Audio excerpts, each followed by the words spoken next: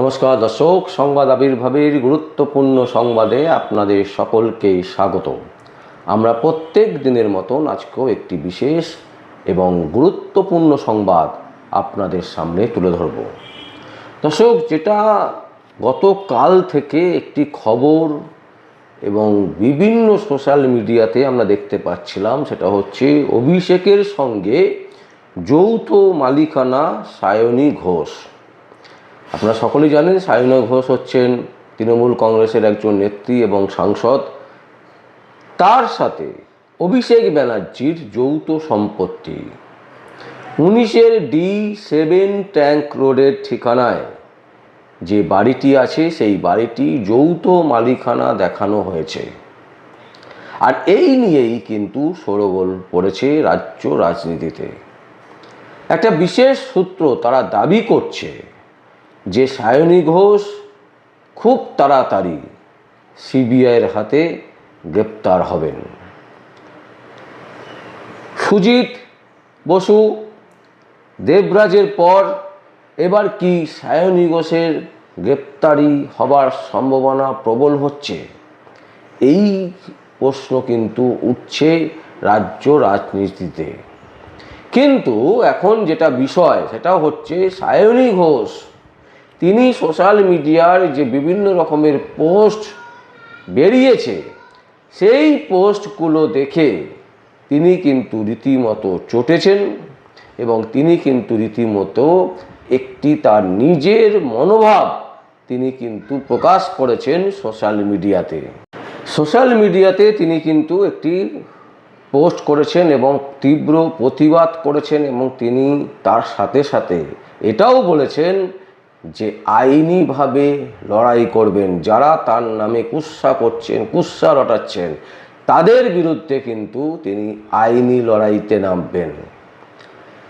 কিন্তু অন্য বিভিন্ন সূত্র তারা দাবি করছে যে সায়নী ঘোষ রাজনীতি করছেন এতদিন ধরে, তিনি সাংসদ, তিনি তৃণমূল কংগ্রেসের থেকে কিছু নেননি, বা অভিষেক ব্যানার্জির সাথে তার এত ভালো সম্পর্ক, তিনি অভিষেক ব্যানার্জির কাছ থেকে কিছু নেননি, বা অভিষেক ব্যানার্জির কোনো দুর্নীতির সাথে তিনি যুক্ত নন। এটা কিন্তু মেনে নিচ্ছেন না রাজনীতির যারা কারবারি, যারা রাজনীতি করেন, তারা কিন্তু একেবারে স্পষ্টভাবে বলছেন। এবং সূত্র যেটা একটি বিশেষ সূত্র, তারা কিন্তু দাবি করছে যে সুজিত বসু দেবরাজের পর এবার কিন্তু সায়নী ঘোষ গ্রেপ্তার হতে পারেন। তার কারণ হচ্ছে রাজ্যের শিক্ষাক্ষেত্রে যে দুর্নীতি হয়েছে, সেই দুর্নীতি শুধু নয়, পুরসভার নিয়োগ দুর্নীতি। একটা যদি রেখা টানা যায় দর্শক, তাহলে বুঝতে পারবেন যে পুরসভার বিভিন্ন যে নিয়োগ হয়েছিল, সেই নিয়োগ দুর্নীতিতে যদি আমরা দেখি, তাহলে দেখব যে সুজিত বসু তিনি কিন্তু অ্যারেস্ট হয়েছেন পুরো নিয়োগ দুর্নীতিতে। আবার যদি আমরা দেখি দেবরাজের কথা যদি দেখি, তাহলে কিন্তু সেটাও কিন্তু নিয়োগ দুর্নীতির ক্ষেত্রে পুরো নিয়োগও কিন্তু সেখানে আছে। তার মানে কি? তার মানে হচ্ছে অভিষেক ব্যানার্জির হচ্ছেন যুব নেতা ছিলেন এবং তিনি এই মুহূর্তে সর্বভারতীয় সাধারণ সম্পাদক। তার সাথে যাদের যাদের বেশি রিলেশন ছিল বা রিলেশন আছে, সেই মানুষজনকেই কিন্তু টার্গেট করা হচ্ছে।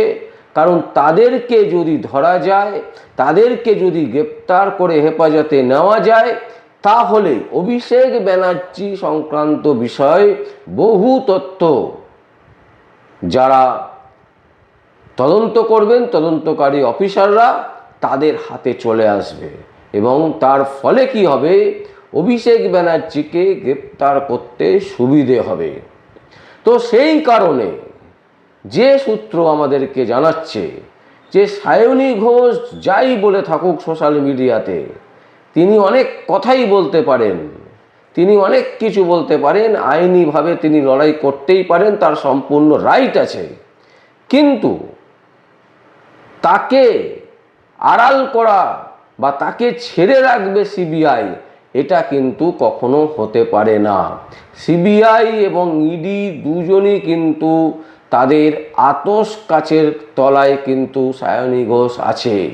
কারণ সায়নী ঘোষ হচ্ছে অভিষেক ব্যানার্জির খুব কাছের, এবং এই যে যৌথ প্রপার্টি, যদিও সায়নী ঘোষ বলছেন যে তার কাছে কোনো এই রকম কোনো রকমের নেই, এই রকম কোনো মানে সবটাই হচ্ছে বানানো গল্প, এবং তিনি এই নিয়ে মানে মামলাও করবেন, এই রকম তিনি হুমকিও দিয়েছেন।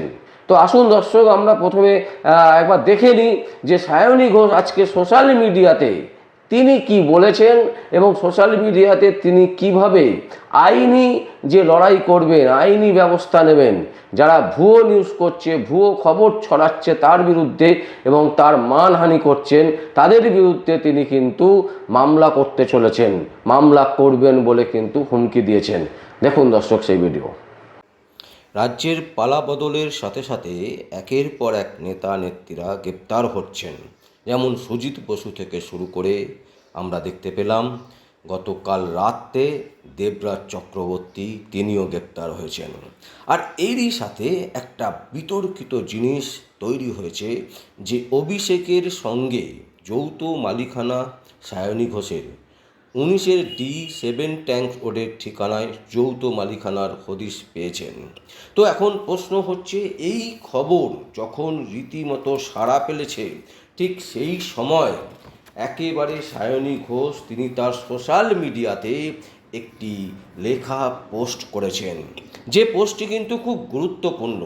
তিনি লিখছেন যে কয়েকটি ফরওয়ার্ড করা মেসেজ পেলাম, যেখানে জৈনিক অভিষেক ব্যানার্জি এবং সায়নী ঘোষের 19 D7 ট্যাঙ্কস রোড কলকাতা 30 ঠিকানায় যৌথ সম্পত্তির উল্লেখ করা হয়েছে, কোনো মোবাইল নম্বর ছাড়াই, এবং প্রেমিসেসের বানানো ভুল। আমি জানি না এই সায়নী ঘোষ কে, তবে এটা নিশ্চিত যে সায়নী ঘোষ একটি সাধারণ পরিশীলিত মধ্যবিত্ত পরিবার থেকে উঠে এসেছে, যে কোনো রাজনৈতিক পরিচয়কে কাজে লাগিয়ে আজ পর্যন্ত কোনো রকম সম্পত্তির অধিকারী হয়নি সে নয়। আমি আমার কেন্দ্রের সমস্ত ভোটারদের এবং রাজ্যের সকল মানুষকে বলতে চাই, লোকসভার সময় আমার ঘোষিত এফিডেভিট আমার আর্থিক অবস্থানের ওপর সম্পূর্ণ আস্থা রাখার জন্য আপনাদের অনায়াসে সেই রেকর্ড দেখে নিতে পারেন, এবং সেই সঙ্গে যারা কোনো রকম তথ্য প্রমাণ ছাড়া আমার মানহানি করার এই খেলা শুরু করেছেন তাদের উদ্দেশ্যে বলি, খেলাটি এই মুহূর্তেই বন্ধ করুন।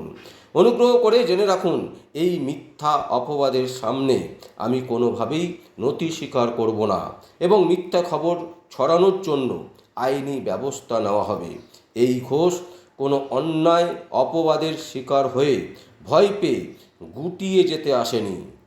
পুনশ্চ একটি কথাই বলবো, কবিগুরুর মাটির মেয়ে হয়ে এই কথাটিকেই জীবনের মূল মন্ত্র করেছি, চিত্ত জেতা ভয়, শূন্য উচ্চ জেতা শির। এই পোস্টটি কিন্তু আজকে সায়নী ঘোষ করেছেন, এবং এই মুহূর্তে এটাই কিন্তু সায়নী ঘোষের পক্ষ থেকে এখন পর্যন্ত যে আপডেট খবর, সেই খবর জানা যাচ্ছে। দর্শক দেখলেন আপনারা, একেবারে স্পষ্টত তিনি কিন্তু হুমকি দিয়েছেন। কিন্তু প্রশ্ন হচ্ছে, অভিষেকের সঙ্গে যৌথ মালিকানা সায়নী ঘোষের কি নেই? এবং যারা রাজনীতি বিশেষজ্ঞ তারা বলছেন যে যে দলটা আষ্টে পৃষ্ঠে একেবারে দুর্নীতিতে মোড়া, মমতা ব্যানার্জি থেকে শুরু করে অভিষেক ব্যানার্জি থেকে শুরু করে তাবর নেতা নেত্রীরা প্রত্যেকে দুর্নীতির সাথে যুক্ত, সেখানে সায়নী ঘোষ ধোয়া তুলসী পাতা হবেন বা তিনি সাপোর্ট করবেন না অভিষেক ব্যানার্জিকে, এটা কখনো হতে পারে না। এবং এত তাড়াতাড়ি তাকে এত উঁচুতে টেনে নিয়ে এলো অভিষেক ব্যানার্জি দলের একেবারে সর্বোচ্চ পদে, এই জিনিস কি অনায়াসে পাওয়া যায়? যদি না সায়নী ঘোষ কোনো না কোনো কিছুর সাথে যুক্ত থাকে বা কোনো না কোনো রফা হয়ে থাকে। কিসের জন্য অভিষেক ব্যানার্জি সায়নী ঘোষকে তুলে আনলো একেবারে নিচ থেকে ওপরে, এই প্রশ্ন কিন্তু উঠছে দর্শক।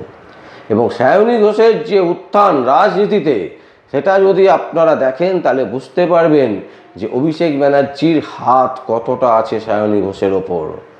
এবং সেই কারণে সায়নী ঘোষ কিছু জানেন না বা সায়নী ঘোষের প্রপার্টি নেই, যৌথ প্রপার্টি, বা আরও অনেক কিছু বেরোতে পারে। সিবিআই ইডি যদি ঠিকঠাক করে তদন্ত করে তাহলে কিন্তু অনেক কিছু বেরোতে পারে, এটাই কিন্তু মনে করছে একটি বিশেষ সূত্র। যদিও সায়নী ঘোষ আজকে দাবি করেছেন সোশ্যাল মিডিয়াতে যে তিনি আইনি পদক্ষেপ নেবেন।